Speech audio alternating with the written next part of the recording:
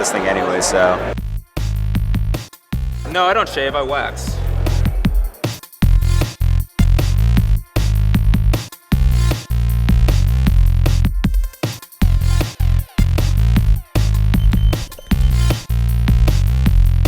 The draft's ready to start. Come on, you're in pod 18.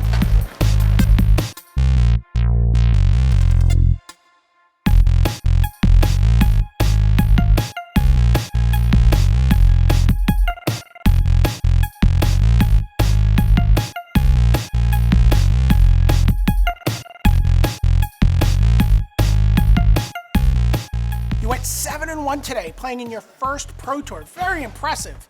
Tell me, what was the most difficult part about adjusting to this metagame?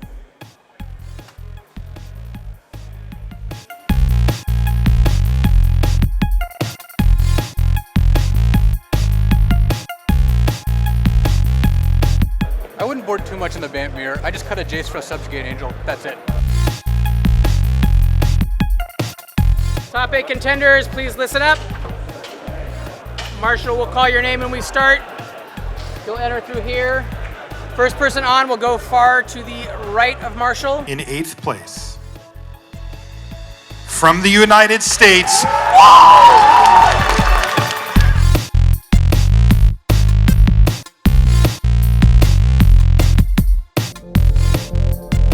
Hi, I'm John.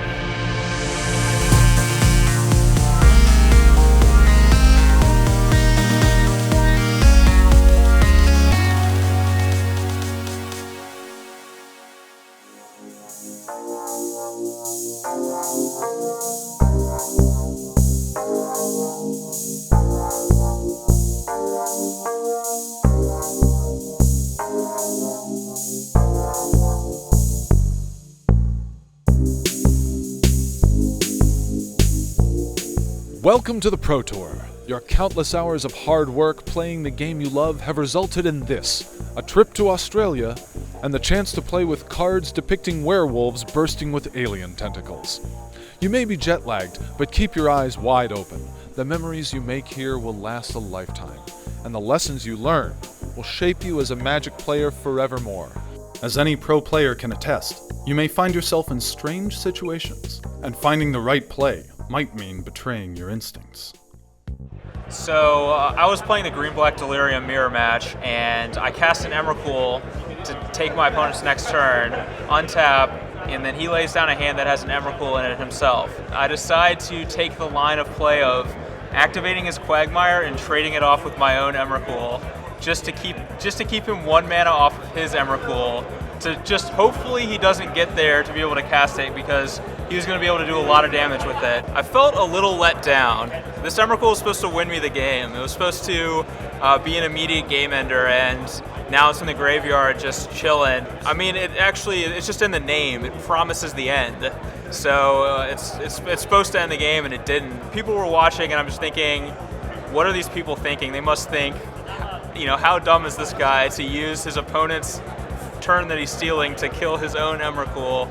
Is this my legacy, killing my own Emrakul? Basically, I just learned that sometimes you have to take a little bit of a different line of play than what seems obvious just to win a game. Sometimes if you're really far ahead like I was, you have to maybe throw away your best creature if that's what it takes to win the game.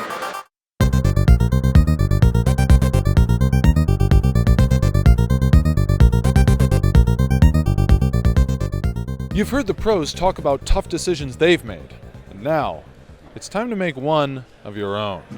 For the purposes of this exercise, you are gold-level pro player Christian Calcano. The format is Eldritch Moon Shadows over Innistrad Draft. Your opponent is Brock Parker, a Pro Tour champion. It's Game 3, and you've gotten pummeled down to 11 life by the intimidating and bloodthirsty Angel, the Gold Knight Castigator.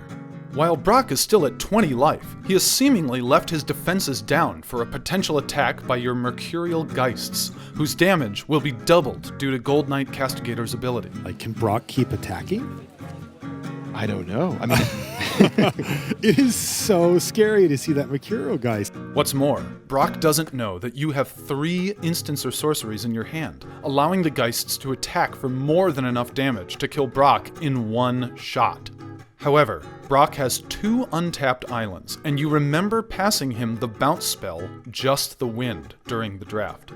Your alternative is to cast Wretched Griff and sacrifice your Exultant Cultist, which will add another flying creature to help stabilize the battlefield, and allow you to draw 2 extra cards to find more answers, while also preserving your instants and sorceries. You stare at Brock, wondering if he has Just the Wind, and he's making this face. Hard to read, huh? So what'll it be? Do you go all in on a huge attack with your Geists? Or do you make the conservative play and prolong the game, hoping to figure out your problem later? Now's the time to press pause on this video, think about it, and when you've decided, unpause and see which path Christian chose. It's the wind in his hand, so he can actually bounce that Geist at instant speed. All right, he's going for at least the first stage. Now the question is he going to move all the way in, or is he going to kind of hedge his bets a little here? Let's find out. Trigger. Now he could go for Savage Alliance here. He's doing it. He's going for it. Oh, and once he pings it, you hear Calcano say, "Oh, you've actually got it." And that was the game. Yeah, I would say that in general, most pro players are like fairly conservative. They always want to play safe. Obviously, you don't want to put yourself in a situation where you would get blown out. But, some people are also too conservative. And there are times where, even though like there's a high risk involved, you just have to go for it because it'll give you the best chance to win. It's kind of like a coin flip, you can say, in that spot. And, I lost a flip.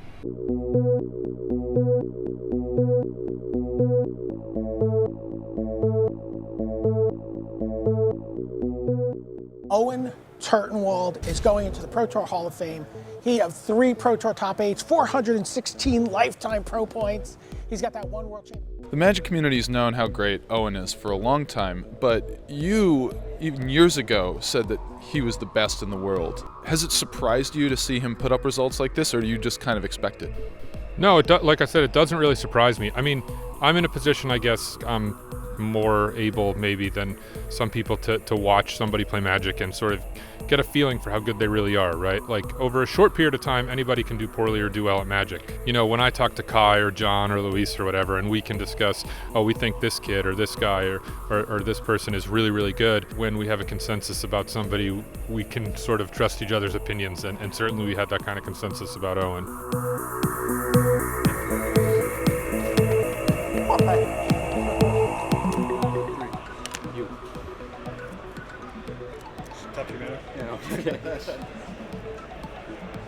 Good game. Thank you.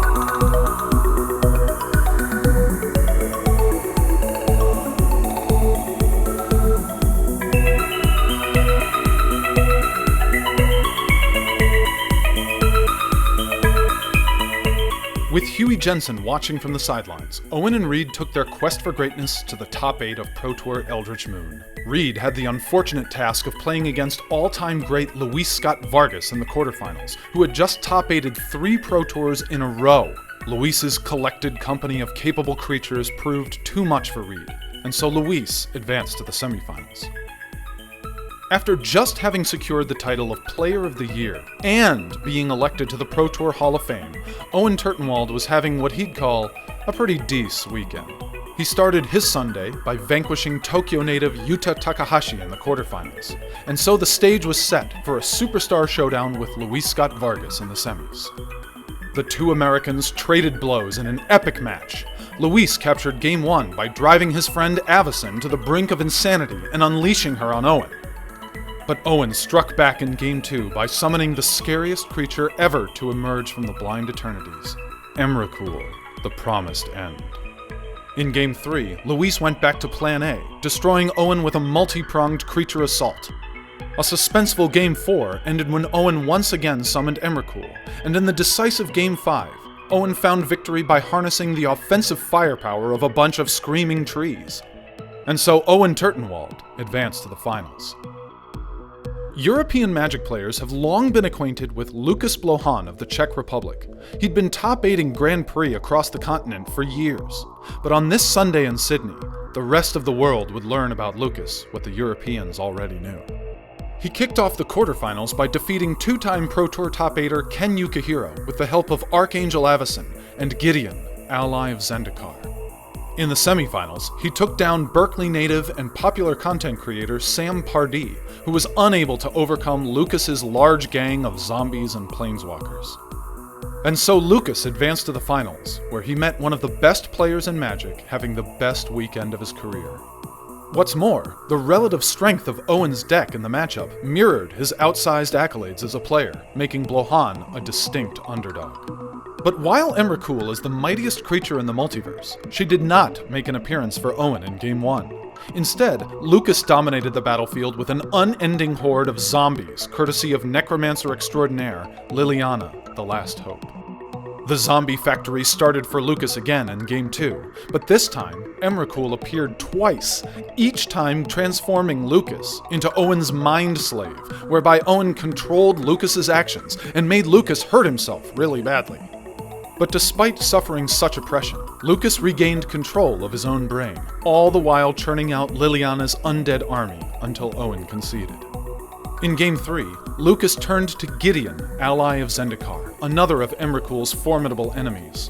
Before Owen even had a chance to breathe, let alone find sufficient mana, Gideon's swift attacks cut down the player of the year, making Lukas Blohan the champion of Pro Tour Eldritch Moon, 3-0. What do you like about Magic so much? What draws you to the game? Well, that it's so complicated that it's very hard to play perfectly. It's pretty much impossible. It's just so complicated. Well, it's a complicated game, but you made it look easy. Congratulations to Lukas Blohan, the champion of Pro Tour Eldritch Moon.